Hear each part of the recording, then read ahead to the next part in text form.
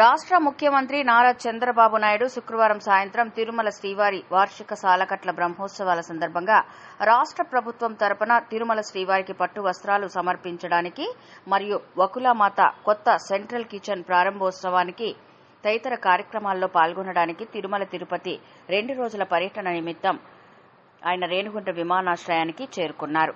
ఆయనకు ఘన స్వాగతం లభించింది.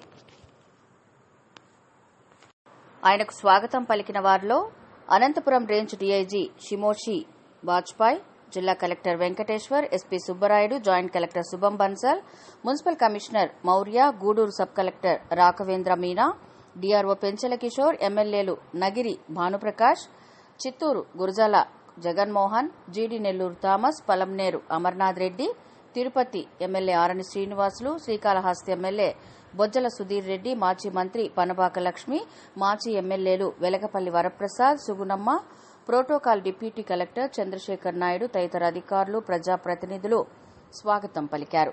ముఖ్యమంత్రికి విమానాశ్రయం వెలుపల కార్యకర్తలు, అభిమానులు, ప్రజలు పెద్ద ఎత్తున జై చంద్రబాబు అని హర్షధ్వానాలతో స్వాగతం పలకగా అందరినీ ముఖ్యమంత్రి ఆప్యాయంగా పలకరిస్తూ అర్జీదారుల నుంచి అర్జీలు తీసుకున్నారు.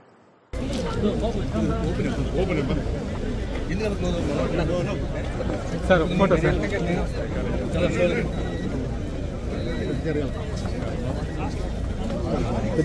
కొద్ది జరిగింది సార్.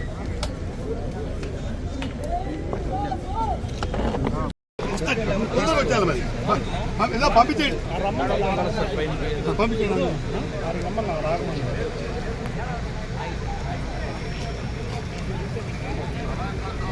మీ హీరోనా?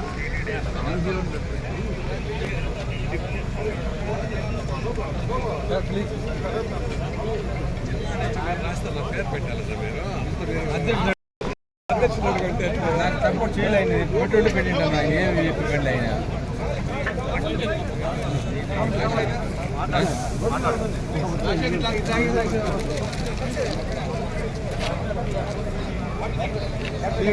అంతా యూజ్ చేసుకోండి. ఇది ఖాళీ చేసేయండి.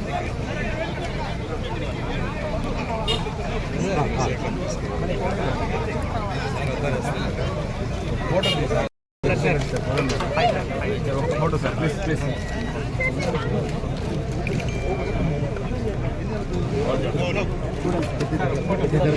కొద్ది జరగాలి సార్, కొద్ది జరగాలి